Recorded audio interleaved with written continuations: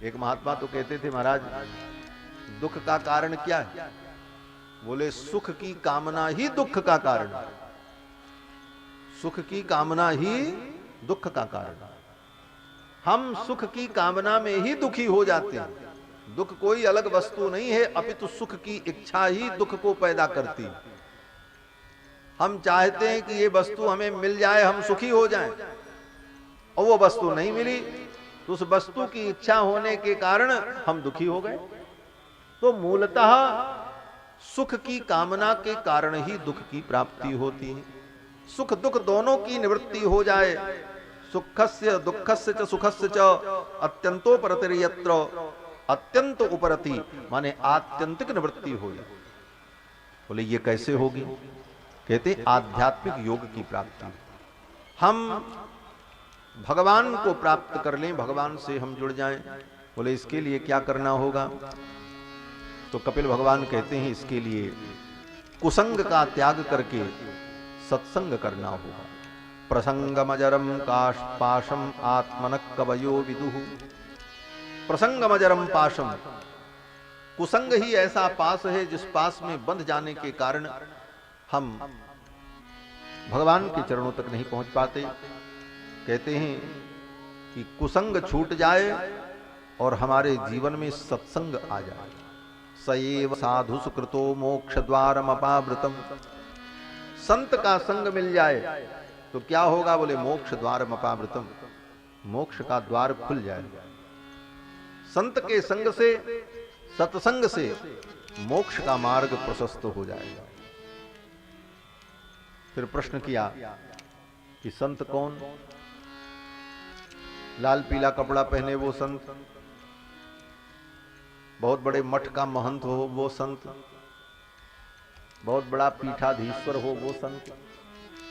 कहते नहीं, ये सब संत की परिभाषा नहीं। ये तो संतों के जीवन में दिखने वाली बाह्य गतिविधि। संत कौन?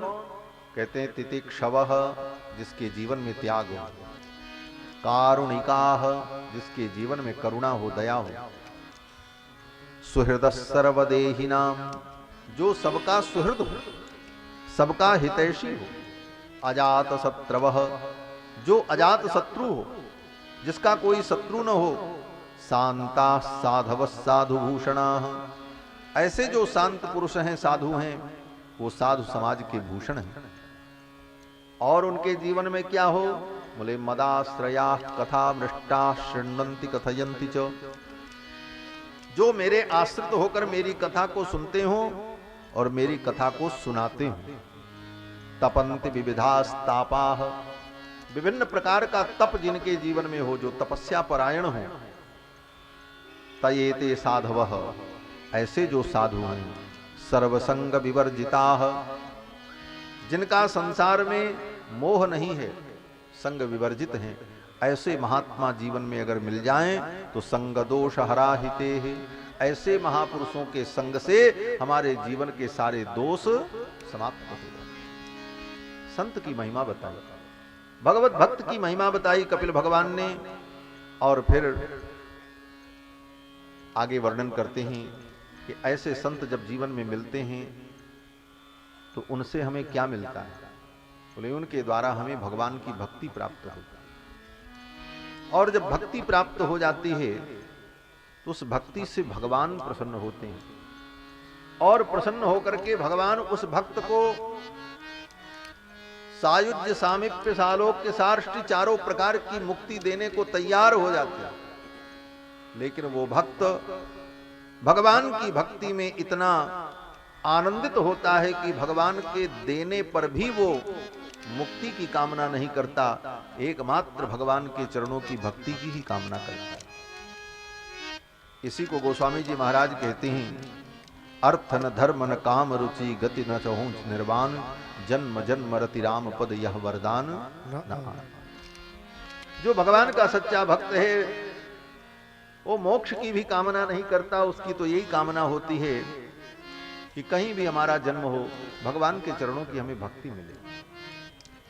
भागवत के अंत में भी सुखदेव जी महाराज यही कहते हैं। भागवत के अंत में श्री सूत जी महाराज शौनकादि मुनियों को यही बताते हैं कि भवे भवे यथा भक्ति ही पादयोस्तव जायते तथा कुरुस्व देवेश नाथस्वन्नो यत प्रभो। हे प्रभो, भवे भवे यथा भक्ति, कहीं भी हमारा जन्म हो, मैं किसी जोनि में जाऊं, आपके चरणों की भक्ति मुझे प्राप्त हो, यही मुझे चाहिए। तो भगवान के जो भक्त हैं वो भगवान से भक्ति ही मांगते हैं, भगवान उन्हें मुक्ति भी देना चाहते हैं, तो ये भक्त उस मुक्ति को स्वीकार नहीं करते। ये सब प्रसंग कपिल भगवान ने अपनी मां देवहूति को सुनाया। और इसके बाद योगस्य लक्षणम बक्षे सबीजस्य नपात मुझे मनो येनैव विधिना प्रसन्नम याति सत्पथम। कपिल भगवान कहते हैं, हे मां, योग का मतलब क्या है? बोले देखो, भक्ति योग, ज्ञान योग, ये जितने योग हैं भगवान से जोड़ने वाले,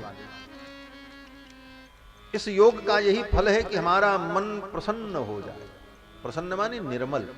प्रसन्न का मतलब केवल उत्साह और आनंद नहीं होता, प्रसन्न का मतलब निर्मल। प्रसन्न सलिलम, शास्त्र में कहा जाता है कैसा जल, बोले प्रसन्न माने निर्मल। तो प्रसन्न का अर्थ है निर्मल। कहते हैं मनो येनैव विधिना प्रसन्नम याति सत्पथम। योग के द्वारा हमारा मन प्रसन्न हो जाए, मन निर्मल हो जाए, क्योंकि मन ही बंधन और मुक्ति का हेतु है। मन एव मनुष्याणाम कारणम बंध मोक्षयोः। मन ही मनुष्य के बंधन और मुक्ति दोनों का कारण है। बंधाय विषयासक्तम मुक्ते निर्विषयम मन। विषयों में आसक्त मन जो है वही बंधन का हेतु है, और विषयों से मुक्त मन जो है वही मुक्ति का हेतु है। लेकिन ये कैसे होगा? बोले कहने से नहीं होगा, सुनने से भी नहीं होगा। बोले तब बोले कुछ करना पड़ेगा। मन को निर्मल करने के लिए, विषयों की आसक्ति से मुक्त होने के लिए केवल थ्योरी से काम नहीं चलेगा, कुछ प्रैक्टिकल भी करना पड़ेगा। क्या करना पड़ेगा? तो अब क्रम बता रहे हैं, बड़ा सुंदर क्रम है। इसी चीज को हम अपने जीवन में धारण नहीं कर पाते, समझते तो बहुत है, थ्योरी सब समझ में आ जाती है, लेकिन प्रैक्टिकल कुछ नहीं हो पा रहा है। आज की ये विडंबना है। हम कथा खूब सुन लेते हैं, तत्व ज्ञान को सुन लेते हैं, समझ भी लेते हैं, लेकिन करते कुछ नहीं है, इसीलिए उसका कोई फल भी नहीं हो पा रहा। ठीक है, श्रुतम हरति पापानि, भगवान की चर्चा सुनने से पाप का नाश होता है, लेकिन पूरा पूरा लाभ तो तभी होता है जब हम कुछ करें हमारे आचरण में। तो आचरण क्या करना है? कपिल भगवान कहते हैं सबसे पहले तो स्वधर्माचरणम शक्त्या विधर्माच निवर्तनम। योग में सफलता प्राप्त करने के लिए पहले व्यक्ति को अपने स्वधर्म का पालन करना चाहिए। स्वधर्माचरणम शक्त्या, अपने शक्ति के अनुकूल अपने स्वधर्म का पालन करो। स्वधर्म क्या है? बोले 4 वर्ण हैं और 4 आश्रम हैं। ब्राह्मण, क्षत्रिय, वैश्य, शूद्र 4 वर्ण हैं, और 4 आश्रम हैं, ब्रह्मचर्य, गृहस्थ, वानप्रस्थ, सन्यास। ये 4 वर्ण और 4 आश्रम, इन 4 वर्ण के लोगों के लिए जो धर्म है और 4 आश्रम वालों के लिए जो धर्म है, इसी को वर्णाश्रम धर्म कहा जाता है। ये वर्णाश्रम धर्म ही सनातन धर्म है। वर्णाश्रम धर्म को त्याग करके हम सनातन धर्म की कल्पना नहीं कर सकते। आज सारा समाज वर्णाश्रम का ही विरोधी है, चाहे वो राजनीतिक लोग हों, चाहे समाज सुधारक हों। समाज सुधारक लोग, राजनीतिक लोग भी वर्ण व्यवस्था को समाप्त करना चाहते हैं। वास्तव में वर्णगत जो द्वेष है वो द्वेष समाप्त होना चाहिए। वर्ण तो एक व्यवस्था है, व्यवस्था नहीं रहेगी तो दुर्अवस्था उत्पन्न हो जाएगी। शास्त्र ने एक व्यवस्था दी है समाज के लिए जिसका नाम वर्ण व्यवस्था है। वर्ण व्यवस्था होनी चाहिए, लेकिन वर्ण के नाम पर जो भेद मतभेद और वर्ण के नाम पर जो ईर्ष्या द्वेष है ये नहीं होना चाहिए। आज के समाज सुधारकों ने वर्ण के नाम पर ईर्ष्या और द्वेष पैदा किया। वर्ण को तो नहीं खत्म कर पाए और वर्ण कभी खत्म होगा नहीं। एक तरफ कहते हैं वर्ण व्यवस्था खत्म कर दो, और दूसरे तरफ सरकारी व्यवस्था में सबसे पहले यही कहते हैं इस वर्ग के लिए ये आरक्षण, इस वर्ग के लिए आरक्षण। वर्ण व्यवस्था तो तुम ही लागू कर रहे हो। अगर वास्तव में समाप्त करना है तो खत्म करो ये सब बातें। कोई भी फार्म भरने जाओ तो उसमें जाति लिखो, धर्म लिखो, वर्ण व्यवस्था तो तुम भी मान रहे हो। ये भगवान की बनाई हुई वर्ण व्यवस्था कभी समाप्त नहीं हो सकती। गीता में भगवान श्री कृष्ण ने कहा चातुर्वर्ण्यम मया सृष्टम, ये गीता में भगवान कह रहे हैं चातुर्वर्ण्यम मया सृष्टम, ये चारों वर्ण मैंने बनाया है। गुण कर्म विभाग सह, उनके गुण कर्मों के अनुरूप चार वर्ण की व्यवस्था मैंने बनाई। तो भगवान की बनाई व्यवस्था को कोई मिटा नहीं सकता। हमारे पूज्य स्वामी जी कहा करते थे भगवान की बनाई हुई सबसे छोटी कृति, भगवान की बनाई हुई सबसे छोटी कृति क्या है? बोले मच्छर और खटमल। भगवान के बनाए हुए मच्छर खटमल को तो दुनिया के वैज्ञानिक खत्म नहीं कर पाए। भगवान ने एक कोरोना भेज दिया तो सारी दुनिया ही बंद हो गई, जो दिखता भी नहीं है? परमात्मा की ही सृष्टि का है सब खेल। एक कोरोना वायरस आया जिसको कोई देख भी नहीं सकता, लेकिन उस एक वायरस ने सारी दुनिया को हिला करके रख दिया और 1 वर्ष बीतने जा रहा, अभी तक उसकी सटीक दवा और कोई निदान कोई बना नहीं पाया। उस परमात्मा की बनाई हुई एक वस्तु को तुम मिटा नहीं पा रहे हो और उस परमात्मा की बनाई हुई वर्ण व्यवस्था को मिटा पाओ, कदापि नहीं हो। वर्ण व्यवस्था सनातन है, यही सनातन धर्म का स्तंभ है, इसी पर सनातन धर्म